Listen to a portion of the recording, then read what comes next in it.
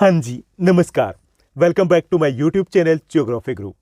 आज के इस एपिसोड में, इस वीडियो में हम क्या बात करेंगे? आज हम बात करने वाले हैं क्लास 12th ज्योग्राफी की और डिस्कस करेंगे हम class 12th geo practical exam के मोस्ट इंपॉर्टेंट क्वेश्चंस को। As you know that geography is a practical subject. सभी को पता है कि ज्योग्राफी एक प्रैक्टिकल सब्जेक्ट होता है और इसमें थ्योरेटिकल पार्ट जितना इंपॉर्टेंट होता है उतना इंपॉर्टेंट इसका प्रैक्टिकल पार्ट भी होता है। इट मीन्स दैट ओवरऑल अगर हमें अच्छी परफॉर्मेंस देनी है, ओवरऑल अगर हमें अच्छा स्कोर करना है, तो हमें प्रैक्टिकल पार्ट में भी अच्छी परफॉर्मेंस देनी होगी।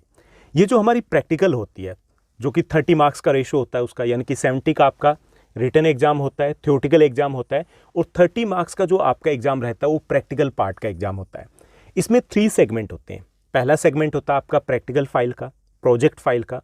प्रैक्टिकल फाइल है वो एक टाइम कंज्यूमिंग एक्टिविटी होती है, यानी उसमें टाइम काफ़ी ज़्यादा लगता है लेकिन बन जाती है। मतलब कुछ मिस्टेक्स होगी, लेकिन उसके बाद आप अगर खुद कोशिश करते हो तो आपकी 20 डेज़ में, 15 डेज़ में आप प्रैक्टिकल फाइल को तैयार कर लेते हो। दूसरा ये होता है कि अगर उसमें ज़्यादा इश्यूज़ भी आते हैं तो आप अपने फ्रेंड्स की हेल्प ले लेते हो, यानी कि जुगाड़ हो जाता है उसका। ठीक। उसके बाद सेकंड जो सेगमेंट होता है वो होता है वाइवा का। Viva is like that of A interview, interview की तरह होती है ना। तो उसमें वाइवा में आपकी जगह फ्रेंड नहीं जा सकता, उसके लिए आपको खुद प्रिपरेशन करनी होती है। उसके बाद तीसरा पार्ट होता है वो रिटन एग्जाम का होता है। सीबीएसई की बात करें तो 25 मार्क्स का रिटन एग्जाम होगा आपका प्रैक्टिकल में। ओके, स्टेट बोर्ड की बात करें तो वहाँ 20 मार्क्स का रिटन एग्जाम होता है। 25 बहुत बड़ा स्कोर होता है ये। कई बार ऐसा होता है कि जैसे अगर हम बात करें आउटसाइड दिल्ली में, अगर आप दिल्ली में नहीं हो, दिल्ली से बाहर हो और आप कॉलेजेस वगैरह में, लोकल कॉलेजेस में एडमिशन लेते हो, तो वहाँ पे मेरिट बनती है। मेरिट के बेस पे एडमिशन लेना होता है आपको। और ये जो यहाँ पे आपको 2-4 मार्क्स अगर आप बेटर स्कोर कर पाते हो, वो बहुत इंपॉर्टेंट हो जाते हैं आपके कॉलेज में एडमिशन के लिए। ओके, तो यहाँ दिक्कत क्या आती है, समस्या क्या है, इश्यू क्या है? इश्यू ये है कि आपका जो ज्योग्राफी है उसका थ्योरेटिकल पार्ट का सिलेबस बहुत लेंथी होता है। ओके, उसके बाद जो आपका प्रैक्टिकल पार्ट है उसका सिलेबस भी काफ़ी ज़्यादा लेंथी होता है। ऊपर से जब आप प्रैक्टिकल फाइल को प्रिपेयर करते हो तो 15 to 20 डेज़ मिनिमम टाइम है, कई बार 1 मंथ के आसपास आप टाइम लगा देते हो, तो आपके पास वो टाइम ही नहीं बच पाता। दूसरा ये होता है कि क्लासेस की जहाँ तक बात की जाए तो कुछ इस टाइप से स्कूलों में क्लासेस सेट की जाती है कि जियो का एक ही पीरियड आपको मिल पाता है। अगर डबल पीरियड हो तो इस प्रैक्टिकल पार्ट को भी स्कूल में कवर किया जा सकता है, लेकिन मोस्टली स्कूल में ये होता है कि आपको एक सिंगल पीरियड मिलता है। सिंगल पीरियड मिलता है तो उसमें सिर्फ आपका थ्योरेटिकल जो पार्ट है वही कवर हो पाता है। तो अब प्रैक्टिकल पार्ट का क्या किया जाए? वहाँ पर भी हमें अच्छा स्कोर करना है ना, सभी को करना है, हमें भी चाहिए 29-30 मार्क्स तो हमें स्कोर करना है। तो उसके लिए दिक्कत क्या है कि अगर आप खुद सेल्फ स्टडी से करना चाहोगे तो उसमें भी वो सिलेबस कवर करना बड़ा मुश्किल हो जाता है, क्योंकि इसके ऊपर अगर फोकस करोगे तो थ्योरेटिकल पार्ट का क्या रहेगा। तो हम यहाँ क्या करने वाले हैं, हम यहाँ पे डिस्कस करेंगे आपके प्रैक्टिकल पार्ट के कुछ मोस्ट इंपॉर्टेंट क्वेश्चंस, जो आपके वाइवा के लिए भी बहुत इंपॉर्टेंट रहेंगे, जो आपके रिटन एग्जाम के लिए बहुत इंपॉर्टेंट रहेंगे। आप इन क्वेश्चंस को कर लीजिए, that is more than enough. यानी कि अगर ये कर लोगे तो सब कुछ आपका कवर हो जाएगा, यानी कि आपको बहुत ज़्यादा डीप नहीं जाना पड़ेगा। ओके, तो चलिए लेट्स बिगिन। चलिए देखते हैं कौन से क्वेश्चंस हैं जो आपके ज्योग्राफी प्रैक्टिकल के लिए मोस्ट इंपॉर्टेंट रहने वाले हैं। तो इसमें मैं सिर्फ क्वेश्चंस आपके साथ शेयर करने वाला हूँ। अगर आपको लगता है कि ये क्वेश्चंस, इनके सॉल्यूशन है वो भी डिस्कस करने चाहिए, तो आप कमेंट सेक्शन में कमेंट कर सकते हो। उसके बाद हम कोशिश करेंगे, ट्राई करेंगे कि इनका सॉल्यूशन भी आपको प्रोवाइड कर दिया जाए। तो यहाँ पे देखिए फर्स्ट जो क्वेश्चन है आपका, जो मोस्ट इंपॉर्टेंट क्वेश्चन रहेंगे रिटन और वाइवा के लिए, उसमें फर्स्ट जो क्वेश्चन रहेगा कि what are data and why do we need data. Data क्या होता है ये हमें बताना है, आंकड़े क्या होते हैं ये हमें बताना है, और हमें आंकड़ों की ज़रूरत क्यों होती है। देखिए आपका फर्स्ट जो चैप्टर है उससे ये क्वेश्चन दिया गया है, और ये लगभग सब कॉमन सी बात है कि जब भी आप प्रैक्टिकल में वाइवा का क्वेश्चन होगा तो उसमें शुरुआत इसी से होगी। ओके, उसके बाद सेकंड क्वेश्चन आपका बनता है कि describe the sources of the data और describe the method of data collection और डिस्क्राइब प्राइमरी और सेकेंडरी डेटा। एक ही बात है कि आंकड़ों के स्रोतों का वर्णन कीजिए कि ये जो डेटा है हम कहाँ से कलेक्ट करते हैं। ओके, तो आंकड़े या डेटा की बात करें तो इसके 2 सोर्सेज होते हैं, प्राइमरी सोर्स और सेकेंडरी सोर्स हैं। ये प्राइमरी सोर्स कौन से होते हैं, सेकेंडरी सोर्स कौन से होते हैं, ये आपको अच्छे से पता होना चाहिए। ठीक, यानी कि डेटा क्या होता है। देखिए डेटा की हम थोड़ी सी बात कर लेते हैं कि मान लीजिए अगर मैं ये कहूँ कि आपकी क्लास में बच्चे हैं, that is not a data. यहाँ पे हमारे पास किसी टाइप की इंफॉर्मेशन नहीं है, ना तो क्वालिटी की बात हो रही है ना ही यहाँ पे क्वांटिटी की बात हो रही है। अगर मैं ये कहूँ कि आपकी क्लास में इंटेलिजेंट बच्चे हैं तो that is also a data, intelligent data है ये। लेकिन ये कहूँ कि 40 स्टूडेंट्स है तो ये डेटा है जिसको हम शो भी कर सकते हैं, ओके, मापा भी जा सकता है, क्लियर। तो ये 40 क्या है, ये एक डेटा हो जाता है। अब देखिए जो डेटा को हम कलेक्ट करते हैं तो वो दो तरीके से कलेक्ट हो सकता है, इसके दो सोर्स हो सकते हैं, एक तो प्राइमरी प्राथमिक स्रोत हो सकता है, दूसरा सेकेंडरी द्वितीयक स्रोत हो सकता है। अगर मैं खुद डेटा कलेक्ट कर रहा हूँ, ठीक, खुद अगर कलेक्ट कर रहा है रिसर्चर तो वो प्राइमरी सोर्स होगा, जैसे वो इंटरव्यू ले रहा है प्राइमरी सोर्स होगा, जैसे इंटरव्यू के साथ साथ वो ऑब्जर्व कर रहा है प्राइमरी सोर्स होगा, अगर वो क्वेश्चनियर जैसे उसने प्रश्नावली तैयार की, कुछ क्वेश्चंस रिटर्न में दे दिए और उसका आंसर वो ले रहा है, वो प्राइमरी सोर्स होगा। सेकेंडरी क्या होता है कि सेकेंडरी सोर्स वो होता है कि जब किसी और ने डेटा को कलेक्ट किया है और उसको हम यूटिलाइज करें, ठीक, जैसे न्यूज़पेपर से आपने डेटा ले लिया, ओके, हमारी जो सेंसस बुक है उससे आपने डेटा ले लिया कि 2011 में इतनी सेंसस, इतनी पॉपुलेशन थी, इतना सेक्स रेशो था, लिंगानुपात था, वो क्या है, सेकेंडरी डेटा है। इंटरनेट से डेटा लिया, वो कौन सा है, वो आपका सेकेंडरी डेटा है, ठीक। तो ये हमें बताना है, तो इसको अच्छे से आप प्रिपेयर कर लोगे, बहुत इंपॉर्टेंट है, क्योंकि जब भी आप प्रैक्टिकल फाइल के साथ जाओगे तो वाइवा की अगर बात करें तो उसमें जो कुछ भी आपने रिप्रेजेंट कर रखा वो क्या है, वो डेटा है। तो डेटा से रिलेटेड क्वेश्चंस तो आपसे पूछे जाएंगे और आपके रिटन एग्जाम में भी इसी टाइप के क्वेश्चंस रह सकते हैं। उसके बाद थर्ड आपका क्वेश्चन रहेगा, describe any 3 sources of the primary data. देखिए प्राइमरी डेटा जैसे हमने ऊपर बात की कि प्राइमरी डेटा कौन से होते हैं, वो जो हम खुद कलेक्ट करते हैं, तो इसमें इंटरव्यू हो सकता है, ऑब्जर्वेशन हो सकता है, क्वेश्चनियर हो सकता है, क्लियर, सर्वे हो सकता है, तो ये सब कुछ इसमें हो सकता है। उसके बाद सेकेंडरी जो सोर्सेज है उसके भी हमें बताने कि सेकेंडरी डेटा है उसके कौन से 5 सोर्सेज हमें बताने कि कहाँ से सेकेंडरी डेटा हम कलेक्ट कर सकते हैं, न्यूज़पेपर से, मैगजीन से, टीवी से, रेडियो से, इंटरनेट से, ओके। इसके अलावा पब्लिश्ड जो गवर्नमेंट डॉक्यूमेंट्स होते हैं, अनपब्लिश्ड गवर्नमेंट डॉक्यूमेंट होते हैं, बहुत हो गए। इसमें बात की गई इंटरनेट किस टाइप का डेटा का सोर्स है, तो इंटरनेट है that is the part of the secondary data source, secondary data का सोर्स है ये, ठीक। उसके बाद क्योंकि क्यों है, क्योंकि इंटरनेट के जो भी डेटा हम ले रहे हैं तो वो हमने कलेक्ट नहीं किए ना, वो सेकेंडरी में आएगा।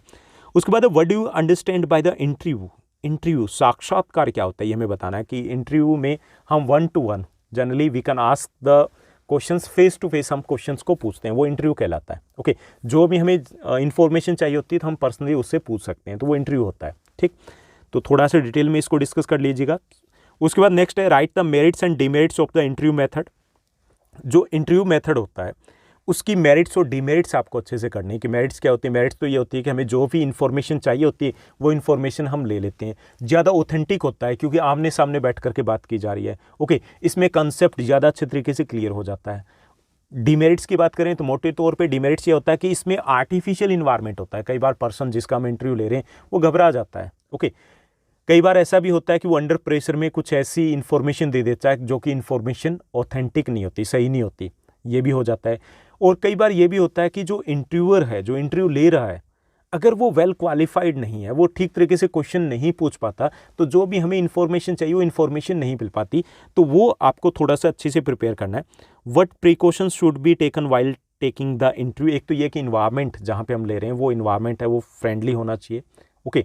दूसरा ये होता है कि क्वेश्चंस हमारे डायरेक्ट होने चाहिए, क्वेश्चंस इजी लैंग्वेज में होने चाहिए, क्वेश्चंस कंट्रोवर्शियल नहीं होने चाहिए, हमें फ्रेंडली इन्वायरमेंट बना करके रखना चाहिए सो दैट, ओके।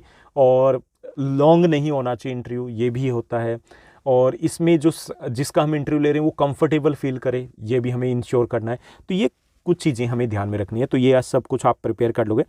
उसके बाद अगर हम 7th क्वेश्चन की बात करें जो इंपॉर्टेंट रहेगा आपके प्रैक्टिकल एग्जाम के लिए, वो है what is questionnaire method and state the merits and demerits of this method. ये जो क्वेश्चनियर मेथड है ये क्या होता है, प्रश्नावली विधि क्या है, इसके गुण और दोष हमें बताना है। देखिए प्रश्नावली क्या होती है, जैसे आपने क्वेश्चन प्रिपेयर कर लिया, व्हाट्स योर नेम, आपका नेम कहाँ है, आप नेम क्या है आपका, ओके।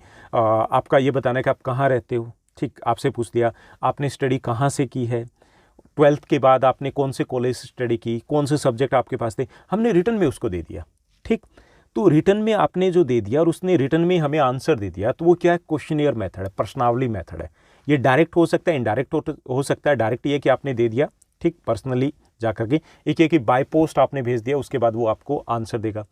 तो इसमें एमसीक्यूज फॉर्मेट में हो सकते हैं, फिलअप्स हो सकते हैं, ओपन एंड क्वेश्चन हो सकते हैं, किसी भी टाइप के क्वेश्चन हो सकते हैं। गुण क्या होते हैं कि ईजी होता है, ईजी होता है ना, रिप्लाई देना ईजी होता है, कंफर्टेबल होता है, इन्फॉर्मेशन है वो हमें रिटर्न में मिल जाती है, रिकॉर्ड करना आसान होता है, और डिमेरिट्स क्या होते हैं? डिमेरिट्स ये होते हैं कि कई बार क्वेश्चंस को समझ में नहीं आता, कई बार ये होता है कि हम जब क्वेश्चन एयर देते हैं तो उसके रिप्लाई भी नहीं मिलते, कई बार नॉन सीरियसली इनके रिप्लाई दे दिए जाते हैं, कई बार कोई और ही इसको फिल करके दे देता है। तो इस टाइप की इसमें डिमेरिट्स होती है, जो डिटेल में आपको देखना, मैं सिर्फ हिंट दे रहा हूँ कि क्या करना है इसमें, ठीक। उसके बाद नेक्स्ट है, what are the qualities of a good questionnaire? अच्छी जो प्रश्नावली होती है उसके क्या क्या गुण होने चाहिए? बहुत इंपॉर्टेंट क्वेश्चन, ये एग्जाम में पूछ लिया जाता है, आपके अक्सर एग्जाम में आ जाता है, रिटन एग्जाम में। देखिए, अच्छी जो क्वेश्चनियर होता है उसमें लिमिटेड नंबर ऑफ क्वेश्चंस होने चाहिए, ठीक। क्वेश्चंस शुड बी शॉर्ट, छोटे छोटे क्वेश्चंस होने चाहिए। लैंग्वेज शुड बी अंडरस्टैंडेबल, यानी समझने के लायक वो लैंग्वेज होनी चाहिए। डिफिकल्ट वर्ड्स हमें नहीं यूज़ करने चाहिए। We should avoid the controversial जो टॉपिक है वो उसमें इंक्लूड नहीं होने चाहिए, ओके। इसमें टू द पॉइंट क्वेश्चंस होने चाहिए, ओके। और इसके साथ साथ जो भी इंफॉर्मेशन चाहिए उसी से रिलेटेड ही क्वेश्चंस होने चाहिए। इसमें पर्सनल क्वेश्चंस नहीं होने चाहिए, ओके। इस टाइप के क्वालिटीज आप इसमें मेंशन कर सकते हो, गुण लिख सकते हो। उसके बाद आंकड़ों के विश्लेषण के विभिन्न चरण कौन कौन से? देखिए, हमने डेटा कलेक्ट कर लिया, जैसे आपने डेटा कलेक्ट कर लिया आपने अपनी क्लास का, अब उसको जब एनालाइज करोगे तो उसमें क्या क्या इंक्लूड रहेगा? उसमें एनालाइज करने से पहले आप क्यों करना है, उसका टेबुलेशन करना है, सारणी में आप लगाओगे, सीक्वेंस के अकॉर्डिंग लगाओगे, ओके। उसके बाद उनको कंपेयर करोगे, उसके बाद उसमें कंक्लूजन निकालोगे। तो अलग अलग इसकी स्टेजेस होती हैं, तो वो आपको अच्छे से पता होने चाहिए। उसके बाद नेक्स्ट है, टेबुलेशन क्या है, सारणियन क्या होता है? देखिए, आंकड़े जो होते हैं ना, आंकड़ों को हम सीक्वेंस में सेट करते हैं, ओके। सीक्वेंस में सेट करते हैं, वो आपका असेंडिंग डिसेंडिंग किसी भी ऑर्डर में हो सकता है, ओके। हमारी डिमांड के अकॉर्डिंग, जैसे आपकी क्लास में बच्चे हैं तो उसको आपने रोल नंबर के अकॉर्डिंग सेट कर दिया, आपने उसको सेट कर दिया, जहाँ से वो लोकेलिटी से आते हैं उसके अकॉर्डिंग, एडमिशन नंबर के अकॉर्डिंग आपने सेट कर दिया, जैसे भी आपने सब्जेक्ट वाइज उनको डिवाइड कर दिया, उनके इंटरेस्ट के अकॉर्डिंग। वो क्या है? That is a tabulation. इससे क्या होता है, यहाँ से शुरुआत होती है, क्योंकि जब सही से हमारे सीक्वेंस के अकॉर्डिंग हमें आंकड़े मिलेंगे तभी तो हम उनको एनालाइज कर पाएंगे ना, कंपैरिजन कर पाएंगे ना, कंक्लूजन निकाल पाएंगे हम, ओके। तो ये सारणियन होता है। तो एग्जांपल देकर के आप इन चीज़ों को क्लियर कर सकते हो। उसके बाद 11th जो आपका क्वेश्चन रहेगा, इंपॉर्टेंट है ये भी, कि what are the diagrams? Diagram क्या होते हैं? Describe the different types of the diagram. देखिए, डायग्राम क्या होते हैं कि जो डेटा होता है वो हम डायग्राम के थ्रू रिप्रेजेंट करते हैं, okay. The presentation of the data through the lines, dots etcetera is known as the diagram, okay. उसको हम डायग्राम कहेंगे। देखिए, इसको डायग्राम की अगर बात करें तो ये लाइन ग्राफ हो सकता है, ओके। ये आपका बार ग्राफ हो सकता है, ये आपका पाई डायग्राम हो सकता है। तो हम कई टाइप के, डिफरेंट टाइप के डायग्राम है वो बना सकते हैं, क्लियर। तो इनके बारे में आपको पता होना चाहिए कि डायग्राम क्या होते हैं, किस टाइप से होते हैं। उसके बाद 12th जो आपका क्वेश्चन है कि state the general rules for drawing diagrams and maps. कि डायग्राम बनाने हो, मैप्स बनाने हो तो उसमें जनरल रूल्स क्या क्या होते हैं ये आपको पता होना चाहिए। कि ये एक तो नीट एंड क्लीन होने चाहिए, अट्रैक्टिव होने चाहिए, ओके, स्केल के अकॉर्डिंग होने चाहिए, इसमें जितनी भी रिक्वायर्ड इन्फॉर्मेशन है वो इन्फॉर्मेशन क्लियरली मेंशन होनी चाहिए, ओके।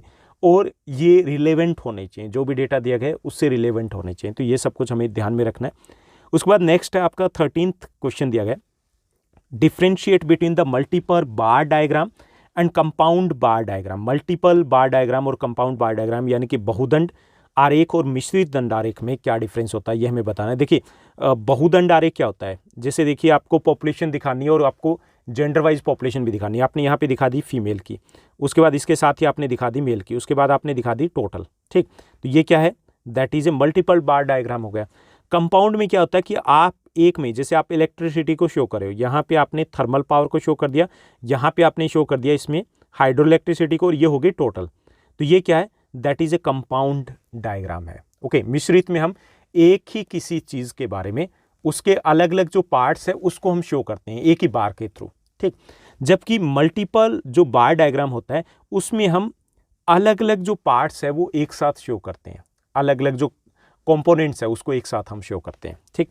उसके बाद है what precautions should be taken while preparing the bar diagram. तो वो सेम चीज़ें आ जाती है कि बार है that should be the straight, उसके थिकनेस एक जैसी होनी चाहिए, उनके बीच में इन बिटवीन जो गैप है वो एक जैसा होना चाहिए, ये मेजरमेंट के अकॉर्डिंग बिल्कुल सही होना चाहिए, यानी कि एज पर डेटा होना चाहिए। तो काफ़ी सारी चीज़ें जो लिखी जा सकती है, तो उसको आप तैयार कर लोगे, प्रिपेयर कर लोगे अच्छे से। 15th जो क्वेश्चन है कि state the merits and demerits of the bar diagram method.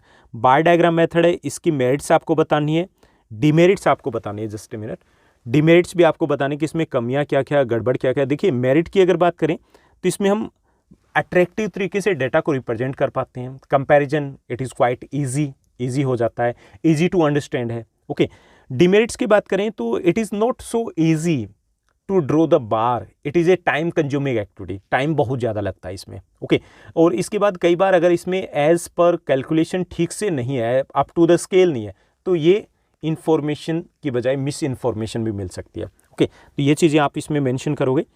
Pi diagram क्या होता है, what precautions should be taken in the construction of the pi diagram. Pi diagram क्या होता है, वृत्त आरेख क्या होता है, वृत्त आरेख की रचना में क्या क्या सावधानी रखनी चाहिए। जैसे देखिए वृत्त आरेख भी आप इस टाइप से बनाते हो, उसमें आप जो भी आपने लिया है, जो भी कंपोनेंट आपने लिया है, जैसे आपने लिया है कि एक स्टूडेंट है वो इतने घंटे सोता है, इतने घंटे वो पढ़ता है, इतने घंटे वो स्कूल जाता है, इतने घंटे वो खेलता है, तो आपने इस टाइप से शो कर दिया, 360 डिग्री में उसको शो कर दिया, that is a pi diagram. Okay, तो इसमें क्या क्या ध्यान रखनी चाहिए कि इसमें सबसे इंपॉर्टेंट ये है कि जब हम कैलकुलेट करते हैं कि कितने डिग्री के थ्रू शो करेंगे, तो वो कैलकुलेशन हमारी एक्यूरेट होनी चाहिए। उसके बाद हमें प्रॉपर तरीके से हमें स्केल का यूज़ करना चाहिए। ओके, अगर इसमें मिस इन्फॉर्मेशन हमने शो कर दी तो ये यूजलेस हो जाता है। तो ये भी आपको अच्छे से प्रिपेयर करना है। देखिए मैं यहाँ पे डीपली कुछ नहीं बता रहा हूँ, डिस्कस नहीं कर रहा हूँ, क्योंकि बहुत सारे क्वेश्चन हैं। हम सिर्फ क्वेश्चन डिस्कस करें, आपको डीपली क्या करना है अपनी बुक से आप इनको अच्छे से प्रिपेयर कर सकते हो। और अगर आपको बहुत सारी प्रॉब्लम्स आती है तो आप कमेंट सेक्शन में कमेंट कीजिएगा, फिर उसके बाद हम बात करते हैं, डिटेल में भी डिस्कस कर लेंगे। उसके बाद नेक्स्ट आपका व्हाट आर फ्लो डायग्राम्स और डायनेमिक मैप्स। फ्लो डायग्राम्स या डायनेमिक मैप्स कौन से होते हैं? देखिए जो प्रवाह आरेख होते हैं, जैसे हमने दिखा दिया, यहाँ से एक पॉइंट है, यहाँ से इस साइड में जा रहे हैं इतनी बसेस, यहाँ पे जा रही हैं इतनी बसेस। ओके, तो ये हमने अलग अलग डायरेक्शंस में दिखा दिया। ये क्या है? That is a flow diagram है, प्रवाह आरेख बोलते हैं। इनको डायनेमिक भी बोलते हैं, क्योंकि इसमें सिर्फ ये नहीं कि हम ट्रैफिक को दिखा सकते हैं, ट्रैफिक वाला है तो उसको हम बोलेंगे ट्रैफिक फ्लो डायग्राम। इसे हम अलग अलग, जैसे ट्रेड है, इंपोर्ट एक्सपोर्ट है, वो भी हम शो कर सकते हैं। तो इसे हम फ्लो डायग्राम या डायनेमिक जो मैप्स है वो इसको कह सकते हैं। तो क्या ध्यान रखना है? एक तो इसमें स्केल का ध्यान रखना होता है, डिस्टेंस का हमें प्रॉपर ध्यान रखना होता है।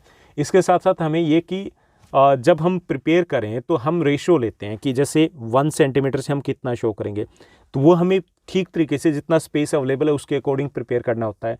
डेटा को जब हम राउंड फिगर में लेते हैं तो वो हमें प्रिकॉशंस रखना चाहिए कि वो प्रॉपर तरीके से हम उसको कैलकुलेट कर पाएँ। तो ये कुछ चीज़ें हैं। इसके साथ साथ बाकी चीज़ें हैं कि हेडिंग, सब हेडिंग्स बहुत अच्छे से क्लियर होनी चाहिए, नीट एंड क्लीन होनी चाहिए, तो वो चीज़ें कॉमन आ जाती है इसमें। ठीक, उसके बाद है फ्लो चार्ट क्या होता है, state the features of the flow charts, यही ऊपर हमने डिस्कस कर लिया। उसके बाद 19th जो क्वेश्चन है जो इंपॉर्टेंट रहेगा, state the general rules for preparing thematic maps और डिस्ट्रीब्यूशन मैप्स। जैसे आपने प्रिपेयर किया इंडिया का मैप, उसमें आपको दिखाना है पॉपुलेशन को, आपने दिखाया states having the population more than 500 person पर स्क्वायर किलोमीटर। ओके, तो आपने उनको अलग स्टेट से आपने दिखा दिया। ठीक, उसके बाद आपने दिखा दिया कि वो states, the states having the population between 251 to 500 के बीच में, तो उनको आपने अलग तरीके से दिखा दिया। ठीक, उसके बाद आपने दिखा दिया the states having the population density less than 251। Okay, 250 या उससे कम वाले में, तो उसको आपने अलग साइड से दिखा दिया। क्लियर? तो अब देखिए कि ये क्या है, ये आपके एक तरीके से थीमेटिक मैप है। ठीक, डिस्ट्रीब्यूशन मैप है। अब जरूरी नहीं कि मैंने सिर्फ पॉपुलेशन का एग्जांपल लिया, आप किसी और चीज़ को भी दिखा सकते हो, डिस्ट्रीब्यूशन ऑफ एनीथिंग। ओके, तो ये जो मैप है ये बनाते हुए हमें क्या क्या ध्यान रखना है, हमें ये चीज़ें, उसके जो जनरल रूल्स हैं वो आपको यहाँ पर मेंशन करने हैं कि हमें किस टाइप से इनको प्रिपेयर करना है, किस टाइप से हम यहाँ पे इंडेक्स को प्रिपेयर करेंगे। इसके साथ साथ हमें ये कि कैटेगरी में हम डिवाइड करें तो किस वे से डिवाइड करना चाहिए, लाइक दैट। ओके, तो इसको आपको अच्छे से प्रिपेयर करना इंपॉर्टेंट है ये। उसके बाद देखिए ये भी एक इम्पॉर्टेंट, बहुत इंपॉर्टेंट क्वेश्चन आपका बन रहा है, क्योंकि जब हम प्रैक्टिकल को प्रिपेयर करते हैं तो डॉट मैप होता ही है आपके एग्जाम में। तो इसमें देखिए डॉट मैप क्या है, describe the requirements and precautions for making the dot maps. जब हम डॉट मैप्स तैयार करते हैं, देखिए हमने पॉपुलेशन डिस्ट्रीब्यूशन को शो करना है स्टेट वाइज। ओके, तो उसमें हम क्या करेंगे, इंडिया की पॉपुलेशन जैसे मान लीजिए कि हमने शो करनी है यूपी की पॉपुलेशन, तो 20 करोड़ के आसपास है, तो हमें डिसाइड करना है कि कितने, जैसे हम 50 लाख का एक डॉट हमने मान लिया कि 1 dot is representing 50 lakh population, तो अब कितने डॉट लगेंगे, 40 यूपी में लगेंगे। ठीक, हरियाणा में अगर हम 2.5 करोड़ पॉपुलेशन की बात करें तो वहाँ कितने लग जाएंगे, वहाँ पे 5 डॉट लगेंगे। तो पहला तो ये कि हमें जो इसका वैल्यू है वो हमें ठीक तरीके से सोच समझ के डिसाइड करना चाहिए। दूसरी है कि डॉट का साइज है वो एक जैसा होना चाहिए। डॉट का जब हम उसको लगा रहे हैं तो वो एक जैसे इक्वली डिस्ट्रीब्यूटेड दिखनी चाहिए। क्लियर? तो ये सारी चीज़ें इसमें इंपॉर्टेंट होती है। उसके बाद है what are the 6 essential elements required for a map. Map के लिए जब हम मैप को प्रिपेयर करते हैं तो उसके 6 इंपॉर्टेंट एलिमेंट्स कौन कौन से हैं, किन किन चीज़ों को हमें ध्यान में रखना है, ये भी एक इंपॉर्टेंट आपका क्वेश्चन बन रहा है।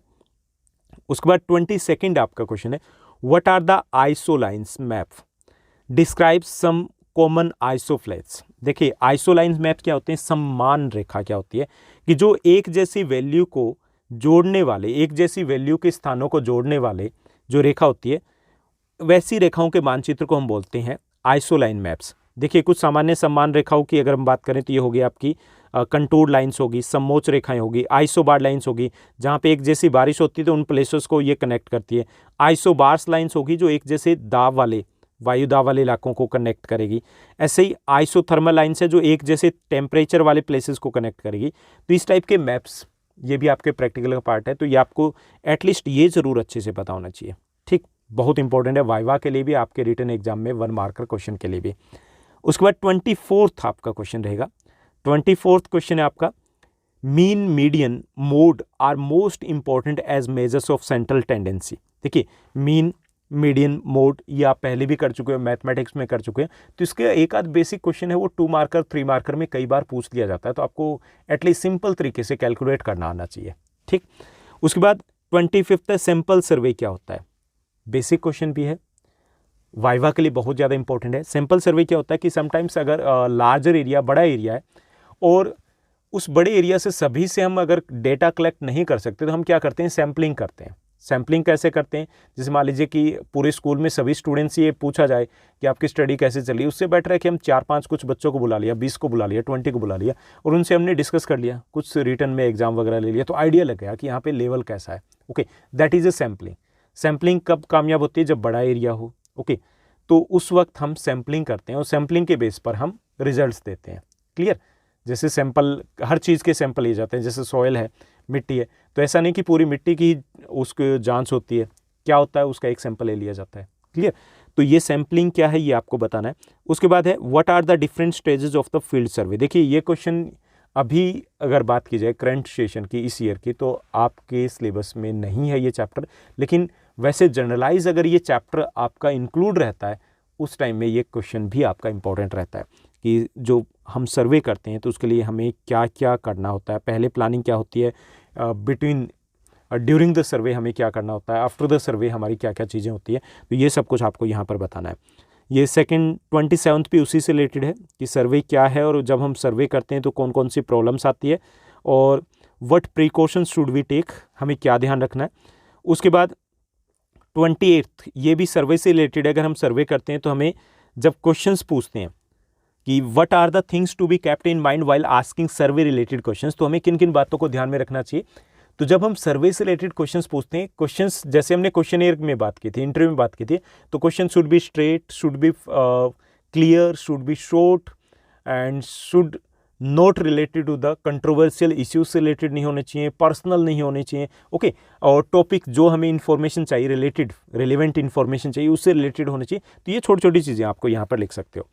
उसके बाद ये भी नेक्स्ट भी सर्वे से रिलेटेड है कि what is field survey and what equipment should we carry with us while conducting a field survey. जब हम करते हैं तो कौन कौन से इक्विपमेंट हमें लेकर के जाने चाहिए, तो ये क्योंकि आपके सिलेबस में इस बार तो नहीं है, तो अदरवाइज़ ये इंपॉर्टेंट रहता है आपके लिए। उसके बाद नेक्स्ट है ये पार्ट, देखिए इस बार अगर हम बात करेंगे CBSE की या किसी की, तो देखिए उसमें 2 सेगमेंट में आपके प्रैक्टिकल को दिया है। 15 मार्क्स रहेंगे जो ऊपर के चैप्टर हमने डिस्कस किए, 10 मार्क्स रहेंगे क्वेश्चंस जो आपका कंप्यूटर से रिलेटेड, जो यहाँ से आपके चैप्टर स्टार्ट होते हैं उससे रिलेटेड रहेंगे। ये क्वेश्चंस भी आपके इंपॉर्टेंट है, यानी कि आपका जो जियोग्राफिकल इंफॉर्मेशन सिस्टम है, जो आपका कंप्यूटर का पार्ट है, IT का पार्ट है, उससे रिलेटेड भी आपके क्वेश्चंस आपके वाइवा और रिटन में तो गारंटेड रहेंगे क्योंकि 10 मार्क्स का ये। ठीक, तो इसमें ये व्हाट इज़ कंप्यूटर, कंप्यूटर क्या है ये आपको डिस्क्राइब करना है। स्टेट द प्रॉपर्टीज और characteristics of the computer, computer की गुण या विशेषताएं बहुत अच्छे से तैयार कर लीजिएगा, कंफर्म मानिए, क्योंकि जब हम बात करते हैं कि सेकंड सेगमेंट से हमें 10 मार्क्स का आपके रिटन एग्जाम में रहने हैं, तो ये एक इंपॉर्टेंट क्वेश्चन बनता है बेसिक सा, क्योंकि उसके बाद ही आगे की कहानी शुरू होती है। उसके बाद है what is the role of the computer in presenting geographical information. देखिए ज्योग्राफिकल इन्फॉर्मेशन है वो कंप्यूटर से हम ईजिली और अट्रैक्टिव वे से हम प्रिपेयर कर सकते हैं, उससे हम कंपैरिजन ईजी हो जाता है, डायग्राम बनाना ईजी हो जाता है। तो ये सब कुछ आपको मेंशन करना है, डिटेल में कीजिएगा इस क्वेश्चन को। उसके बाद है what is geographical information system, what are the benefits of the geographical information system. देखिए ज्योग्राफिकल इन्फॉर्मेशन सिस्टम क्या है, जीआईएस क्या है, the use of the computer in the geography is a geographical information system है। Computer का, internet का जो use हम करते हैं जियो में, तो वो ज्योग्राफिकल इन्फॉर्मेशन सिस्टम है। ठीक, अब इसका क्या होता है कि हम बेटर वे से कंपैरिजन कर पाते हैं, कंक्लूजन बेटर वे से कर पाते हैं, एनालाइज बेटर वे से कर पाते हैं, उनको रिप्रेजेंट बेटर वे से कर पाते हैं, प्रेजेंटेशन बेटर हो जाती है, इफेक्टिव हो जाती है। तो ये सब कुछ इसके लिए इंपॉर्टेंस रहती है। उसके बाद 33rd क्वेश्चन है, देखिए थोड़े से क्वेश्चन रह गए। 33rd जो आपका क्वेश्चन रहेगा, what are the important components of geographic information system. जो ज्योग्राफिक इंफॉर्मेशन सिस्टम है उसके इंपॉर्टेंट कंपोनेंट्स कौन से हैं, तो भौगोलिक सूचना तंत्र के महत्वपूर्ण घटक कौन कौन से हैं, तो इसमें क्या कुछ रहेगा ये आपको बताना है। तो इसमें देखिए डेटा हमारे पास होना चाहिए, कंप्यूटर हमारे पास होना चाहिए, लोग हमारे पास होने चाहिए। ओके, तो ये इंपॉर्टेंट पार्ट्स हो जाते हैं, कंपोनेंट्स हो जाते हैं, क्योंकि इनके बिना जो ज्योग्राफिकल इंफॉर्मेशन सिस्टम है वो वर्क ही नहीं करेगा। तो हमारे पास डेटा होना चाहिए, रॉ डेटा होना चाहिए। ठीक, उसके बाद हमारे पास क्या होना चाहिए, लोग, हमारे पास कंप्यूटर सिस्टम होना चाहिए, हमारे पास कंक्लूजन होना चाहिए। तो ये सब कुछ ज्योग्राफिकल इंफॉर्मेशन सिस्टम के इंपॉर्टेंट कंपोनेंट्स है। उसके बाद what is the difference between raster and vector formats of spatial data display. देखिए हम जो डेटा को दिखाते हैं तो दो तरीके से दिखा सकते हैं, एक तो रेस्टर फॉर्मेट है, एक वेक्टर है। इसमें देखिए वेक्टर है वो ज़्यादा एक्यूरेट होता है। रेस्टर में क्या होता है, इसमें सेल्स बना दी जाती है, सेल्स के थ्रू किसी भी चीज़ को दिखाया जाता है ऐसे। ओके, सेल्स इस टाइप से बना दी गई, उसके थ्रू दिखाया जाता है। तो वो इतना बेटर तरीके से हम कंपैरिजन नहीं कर पाते। इसमें क्या होता है, लाइंस को भी यूज़ किया जाता है, डॉट को भी यूज़ किया जाता है। तो यहाँ पे जो प्रेजेंटेशन होती है डेटा की वो ज़्यादा क्लियर होती है, ज़्यादा एक्यूरेट होती है और ईजी टू अंडरस्टैंड होती है, समझने में आसान होती है। तो बस इतना सा डिफरेंस है, इतना ही समझना आपको। उसके बाद what are the input devices and output devices of the computer. ये आपको पता है कि इनपुट क्या होता है, जैसे कीबोर्ड हो गया, स्कैनर हो गया। ओके, ये क्या इनपुट डिवाइसेस आपके। ओके, हार्ड डिस्क हो गया, पेन ड्राइव हो गया। और अगर हम आउटपुट डिवाइसेस की बात करें तो आपका मॉनिटर हो गया, आपका प्रिंटर हो गया, ये सारे क्या आउटपुट डिवाइसेस आपके। क्लियर। उसके बाद 36th क्वेश्चन को देखिए। 36th क्वेश्चन है, बहुत इंपॉर्टेंट है ये आपका, रिटन के लिए भी और वाइवा के लिए भी। यहाँ देखिए आपके सिलेबस में कुछ शॉर्ट टर्म्स को यूज़ किया गया है, एब्रिविएशंस को यूज़ किया गया है, तो इनकी फुल फॉर्म आपको पता होनी चाहिए। जीपीएस क्या है, ग्लोबल पोजिशनिंग सिस्टम है। जीआईएस का है, ज्योग्राफिकल इंफॉर्मेशन सिस्टम है, पता होना चाहिए। Global positioning system, geographical information system. CPU क्या है, central processing unit. Okay, CPU. इसके साथ साथ NSSO, national sample survey organisation. इसी तरीके से इसरो हो गया। तो ये जितने भी शॉर्ट टर्म्स है इनका मीनिंग आपको रिटन में भी पता होना चाहिए, क्योंकि आपके रिटन में पूछा जा सकता है और वाइवा के लिए भी। ओके, इंपॉर्टेंट रहेंगे आपके लिए। उसके बाद ये तो हमारे हो गए क्वेश्चंस। इसके साथ साथ एक और चीज़ रहेगी कि आपका जो 25 मार्क्स का रिटन एग्जाम होना है उसमें आपको 1 और 2 शीट भी देनी होगी, यानी कि आपको 1 और 2 शीट प्रिपेयर करनी है, आपको डेटा को प्रेजेंट करना है डायग्राम के थ्रू।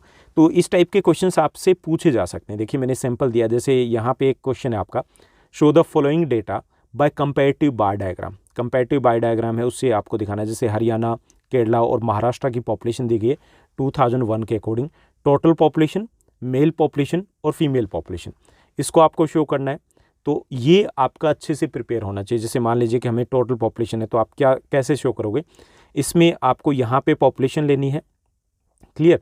हाईएस्ट हो गई, मान लीजिए कि यहाँ 10 करोड़ के आसपास होगी, तो आप क्या करोगे, do show 1 crore with 1 centimetre. 1 centimetre से 1 करोड़ को आप शो करोगे, इस टाइप से 10 तक हो जाएगा।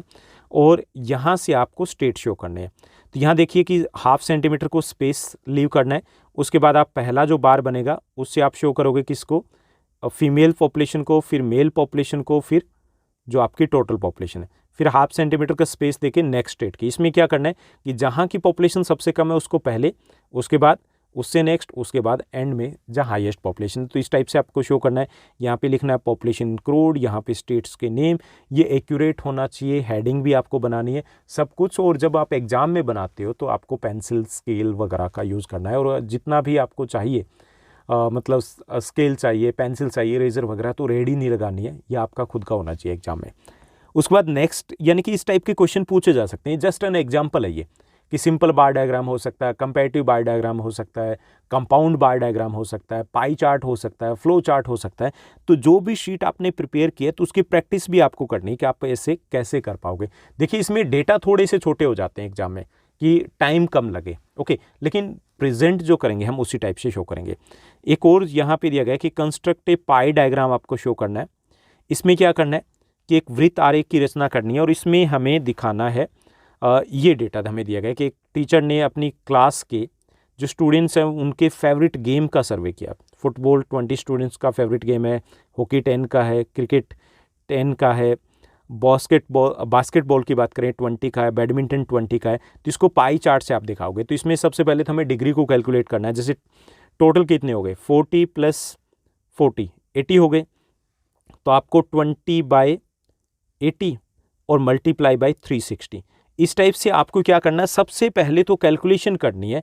कैलकुलेशन करके आपको निकालना है कि किसकी कितनी डिग्री बनेगी, ठीक। उसके बाद जब आप डिग्री को कैलकुलेट कर लोगे तो उसके अकॉर्डिंग फिर आपको डायग्राम को बनाना है। तो ये आपको अच्छे से पता होना चाहिए कैसे हमें कैलकुलेट करना है। तो जो पूरी कैलकुलेशन है वो भी दिखानी है और डायग्राम भी बना करके आपको शो करना होगा। शो नहीं मतलब आपका रिटन एग्जाम है तो उसमें आपको बनाना होगा। यानी इस टाइप के क्वेश्चन भी रह सकते हैं। और लास्ट जो है एक और क्वेश्चन, देखिए इस टाइप के क्वेश्चन भी हो सकते हैं, फ्लो चार्ट बनाइए या फिर आपको लाइन ग्राफ बनाना हो सकता है। इस टाइप के क्वेश्चंस जो आपकी प्रैक्टिकल में, तो उनकी भी आप प्रैक्टिस करके जाओगे अच्छे से। तो ये रहेंगे आपके प्रैक्टिकल एग्जाम के ज्योग्राफी के मोस्ट इंपॉर्टेंट क्वेश्चंस। देखिए आपको लग रहा होगा 39 क्वेश्चन हो गए, 40 क्वेश्चन हो गए, देखिए बहुत कम है, बहुत लंबा चौड़ा सिलेबस है। उसमें से ये 40 क्वेश्चंस निकाल के दिए, इनको अच्छे से प्रिपेयर कर लीजिएगा। अगर आप ये सोचो कि नहीं हो इतने भी नहीं हो पाएंगे, तो it means that you are not ready to score well in the practical part. और उसके बाद आपको लगेगा कि भाई थोड़ा सा अच्छे से सीरियसली ले लेते तो शायद अच्छा सा स्कोर हो पाता। तो ये क्वेश्चंस कोई इफ बट किंतु परंतु नहीं होना चाहिए। ये क्वेश्चंस अगर आप अच्छे से प्रिपेयर करोगे तो सबसे पहले इनको फाइंड आउट कीजिए कहाँ पर है, और उसके बाद इसमें आप 3 to 4 आवर्स अगर लगा दोगे ठीक से, तो उतने में आपके तैयार हो जाएंगे। ओके, अगर फिर भी आपको ये क्वेश्चंस नहीं मिलते हैं तो आप कमेंट सेक्शन में कमेंट कीजिएगा, हम आपको आंसर भी अवेलेबल करवा देंगे। आज के लिए बस इतना ही। Thank you, bye bye, have a nice day.